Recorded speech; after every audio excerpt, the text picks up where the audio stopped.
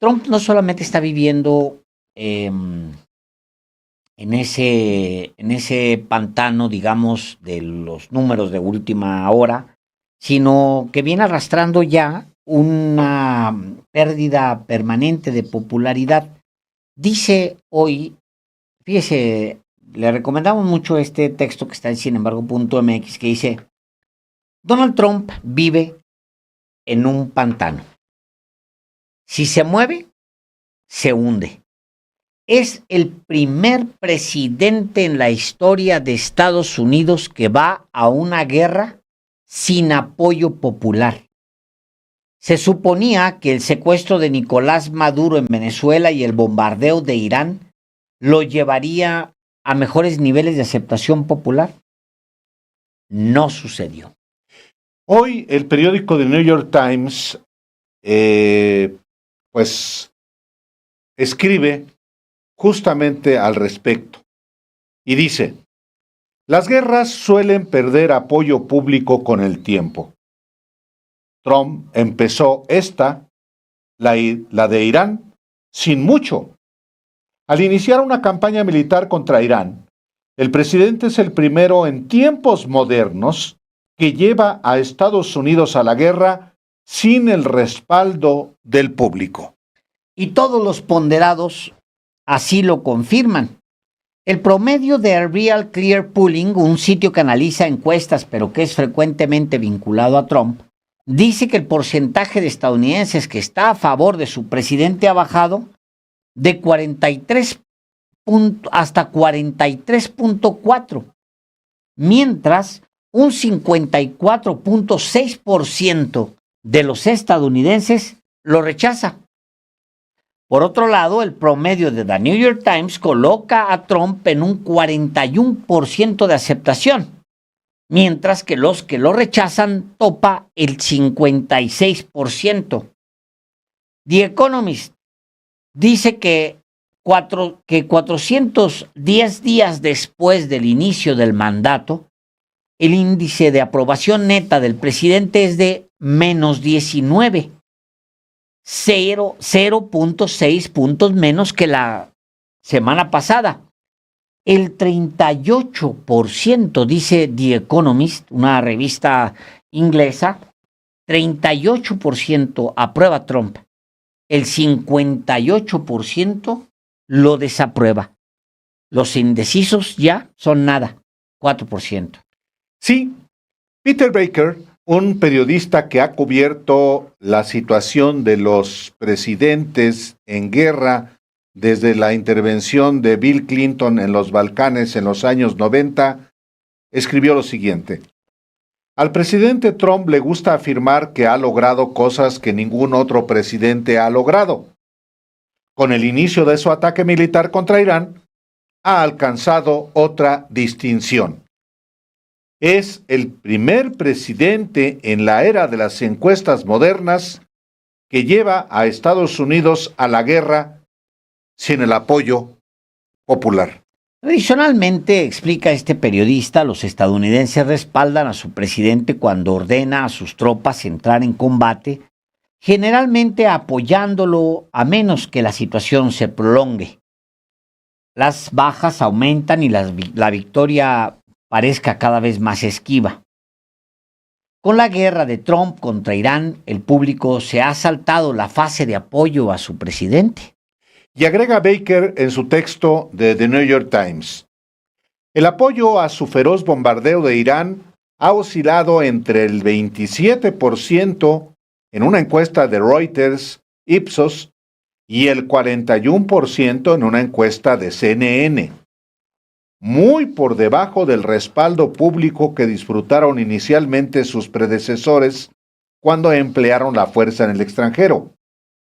Dado que las guerras tienden a perder popularidad con el tiempo, la respuesta negativa inicial presagia desafíos políticos para Trump y sus correligionarios republicanos cuanto más se prolongue la lucha. Y el periodista dice que la oposición es reveladora sobre el momento particular de la historia estadounidense. Un país ya cansado de décadas de combate en Medio Oriente ha mostrado poco interés en otra aventura en el extranjero, y la profunda polarización de la política estadounidense solo dificulta la construcción de apoyo entre las distintas líneas. Incluso a algunos estadounidenses que simpatizan con el objetivo de derrocar al gobierno represivo y terrorista de Teherán, les resulta difícil aceptar a Trump como comandante en jefe. Además, a diferencia de sus predecesores, Trump no ha hecho mucho para convencer a la opinión pública, renunciando a las herramientas habituales de su cargo para explicar a los estadounidenses qué está haciendo, por qué lo hace y cómo terminará. En cambio, él y su administración han ofrecido versiones contradictorias sobre los motivos de esta decisión y cómo sería una victoria. Y la revista The Economist dice en su ponderado de encuestas que en su discurso sobre el Estado de la Unión el 24 de febrero, Donald Trump se jactó de que Estados Unidos había dado un giro histórico. El índice de aprobación neta del presidente, que cayó esta semana a -19, sugiere que los estadounidenses no están convencidos.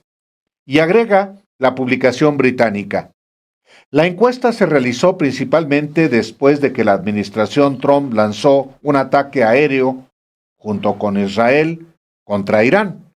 Las primeras encuestas sugieren que la guerra es impopular.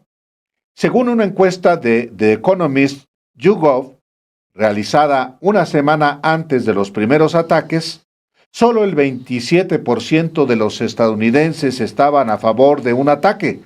Sin embargo, la gestión de la política nacional por parte del presidente también lo está lastrando. Los estadounidenses están especialmente descontentos con la forma en que la administración Trump ha llevado a cabo su ofensiva contra la inmigración, dice The Economist.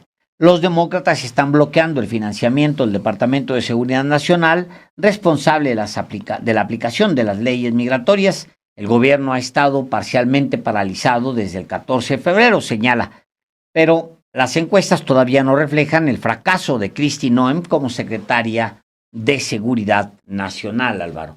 Son horas, como dice la portada del día de hoy de los periodistas, horas negras para Trump. Horas negras para Trump que evidentemente van a seguirla siendo, también porque es una guerra que tiene efectos en el bolsillo de los estadounidenses de manera particular, y no hay que perder de vista que en 7 meses Estados Unidos va a las urnas, sí, en la elección intermedia, y con un respaldo popular de alrededor del 40%,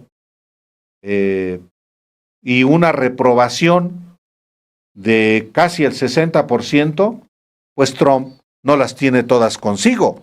Puede tener consecuencias terribles en la elección del Congreso, y las implicaciones que eso podría tener es, pues, que lo van a querer meter a la cárcel los demócratas. Totalmente. Y en momentos, además, en que los archivos Epstein no han sido todavía eliminados, y la sospecha de Trump en su relación con Epstein sigue estando a flor de piel en los estadounidenses. Bueno, hoy mismo, qué duda cabe, el Departamento de Justicia de Estados Unidos dio a conocer documentos, fíjense, es muy importante, documentos del FBI que describen varias entrevistas con una mujer que presentó una acusación contra Donald Trump por violación. Distintos medios habían denunciado que los documentos habían sido ocultados previamente, y cuando se dieron a conocer los miles y miles de documentos relacionados al caso del pederasta Jeffrey Epstein, no aparecieron. Supuestamente, dijo el Departamento de Estado, confundió esta denuncia con duplicados. Las notas mecanografiadas relataban múltiples entrevistas que el FBI realizó en 2019 con la mujer, quien afirmó haber sido agredida sexualmente tanto por Epstein como por Trump. Ella dio a conocer el abuso después de que Epstein fue arrestado. Sus acusaciones contra Trump se remontan a la década de 1980, cuando esta mujer era una adolescente. Las autoridades de Estados Unidos explicaron que estos documentos, fechados entre agosto y octubre de 2019, forman parte de un grupo codificado como duplicado de forma incorrecta. La ausencia de los memorandos avivó aún más las críticas de algunos legisladores y víctimas, quienes afirmaban que la administración Trump había incumplido su responsabilidad legal. La ley de transparencia de los expedientes Epstein, aprobada en noviembre por el Congreso, exigía al gobierno que publicara todos los archivos de investigación relacionados con Epstein, sin revelar información que permitiera identificar a sus víctimas. Y esta mujer, cuyo nombre no fue publicado, afirmó que cuando tenía entre 13 y 15 años de edad, Epstein le presentó a Trump en un edificio donde el actual presidente de Estados Unidos se bajó la bragueta y la obligó a tener relaciones sexuales. Deja que te enseñe cómo deben ser las niñas pequeñas, le dijo Trump, según su testimonio. Sin embargo, la mujer rechazó violentamente la agresión y el mandatario reaccionó jalándola del cabello y dándole un puñetazo antes de exigir que se la llevaran.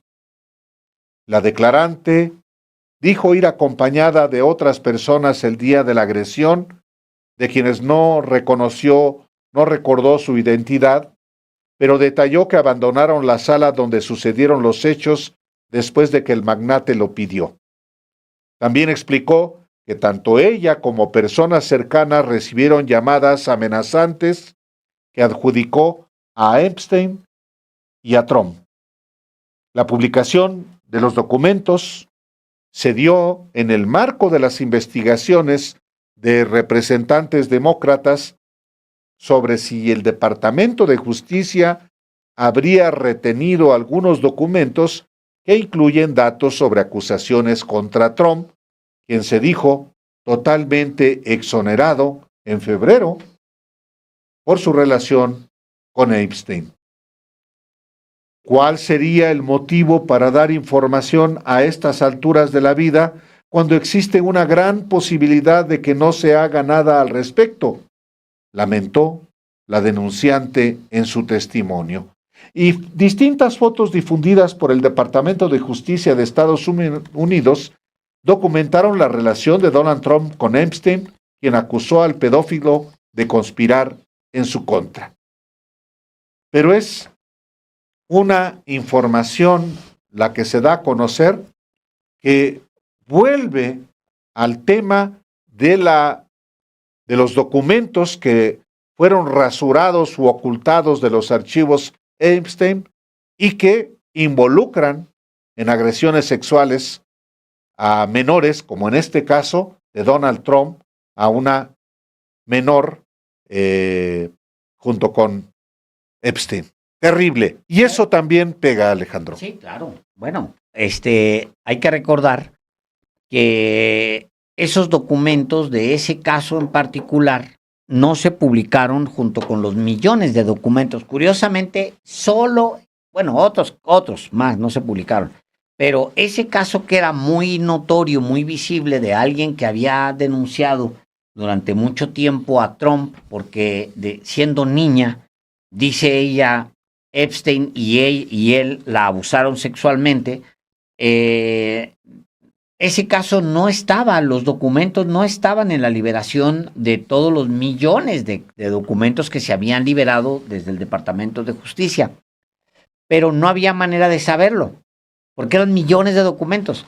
Entonces, ella hizo contacto con un par de medios de comunicación y les dijo, tengo una parte de los documentos originales de lo que yo presenté, de la denuncia que yo presenté, pero curiosamente yo esperaba que aparecieran junto con todos los documentos que están publicando el Departamento de Justicia. Nada. Y nada.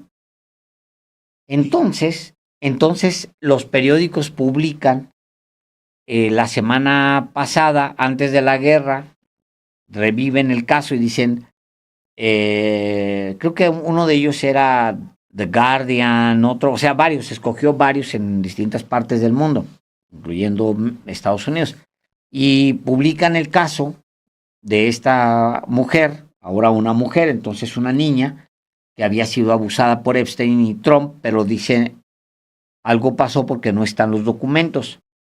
El Departamento de Justicia se tardó un montón de tiempo en dar una respuesta y la dio diciendo que los documentos se habían eliminado de los archivos porque habían sido identificados como copias fotostáticas repetidas. Y específicamente ese caso completito lo habían sacado. Sí, claro. Entonces, como seguramente habrá otros casos, Alejandro, y ojalá que aparezcan. También, si las víctimas, obviamente, como en este caso, lo consideran así, porque este en particular, pues revela que sí hubo una operación al más alto nivel para rasurar los documentos y evitar que se conozcan los que comprometen a Donald Trump como pedófilo. hijo de la fregada, qué barbaridad. Bueno, pues es pues es lo que justifica, digamos, la única explicación que hay medianamente razonable de por qué Donald Trump se fue a la guerra contra Irán. Eso, lo de los archivos Epstein. No hay otra explicación. O sea, estamos a 6 de marzo, Álvaro. Lleva el secuestro de un presidente, una guerra en Irán. Este año. En este año. 2 meses después y estamos en eso.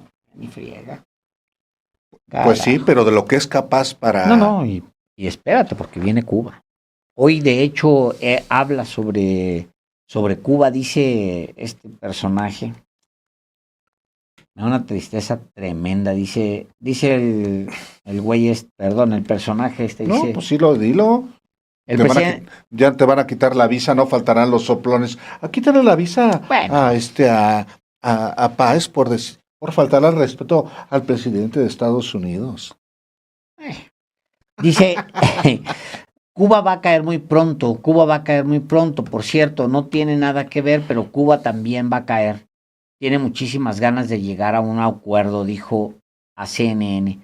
Quieren llegar a un acuerdo, así que voy a poner a Marco Rubio ahí y veremos cómo funciona. Estamos muy concentrados en esto ahora. Tenemos mucho tiempo, pero Cuba está lista después de 50 años, dijo Trump. Sí, pues sí, güey. Sí, estuvo en la Casa Blanca también. Y eso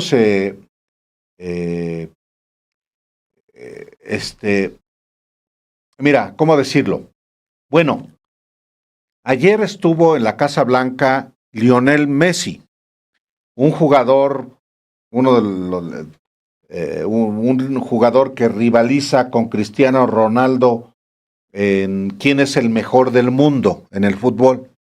Estuvo en la Casa Blanca y ahí fue cuando también Donald Trump dijo que Cuba va a caer y que los exiliados en Miami podrán volver a la isla. Estaba Messi ahí y doy el dato porque Messi juega en el equipo de Miami que es propiedad de Gusanos Cubanos. De Mascanosa, nada menos. Nada menos. De su hijo. Del hijo de Mascanosa. El hijo de Mascanosa. Es uno de los personajes que quisieron junto con Estados Unidos, retomar Cuba con la invasión a Playa Girón o Bahía de Cochinos.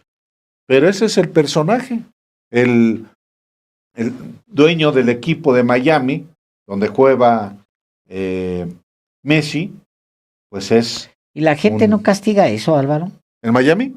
No, eso de Messi, que no, porque vaya ahí con este Pues odioso. obviamente lo que se ha hecho en las horas recientes es comparar la posición de Messi, que obviamente no, pues él va al equipo y con la posición pública abierta que asumió Maradona contra Estados Unidos y a favor, por ejemplo, de un admirador del Che Guevara, amigo de Fidel Castro, de Hugo Chávez, o sea, con posiciones muy definidas desde el punto de vista político. Claro, a Maradona se le atribuye que pues era un drogadicto y que fue tramposo como futbolista, como en el Mundial de México 86, la mano de Dios, pero políticamente él tenía posiciones muy transparentes de izquierda. Pues sí, señor, qué barbaridad. Si dice hoy, el día de hoy, dice The Washington Post que el Departamento de Justicia de Estados Unidos ha formado un grupo de trabajo para examinar posibles imputaciones por delitos federales contra funcionarios o entidades del gobierno de Cuba. Agencias federales, incluido el Departamento del Tesoro, formarán parte de este grupo, lo que podría significar que la administración Trump está considerando nuevas sanciones contra Cuba. La noticia llega después de que el presidente de Estados Unidos asegura que Cuba caerá bastante pronto. Dice Jesús Cérvulo González, corresponsal del país en Washington, dice: la creación del nuevo grupo coincide con una campaña de presión lanzada por la Casa Blanca contra La Habana. El gobierno de Trump ha afirmado que tras la captura del presidente venezolano Nicolás Maduro el pasado mes de enero y el ataque a Teherán hace una semana, el régimen cubano podría ser el siguiente en sus planes. Y ya cita lo que dice Trump en esta entrevista con CNN, la que le acabamos a usted de leer. Pues sí, bueno, anda muy de capa caída Donald Trump, pero echando harta bala o de la chiflada. No, pues es que más bien está echando harta bala porque anda de capa caída.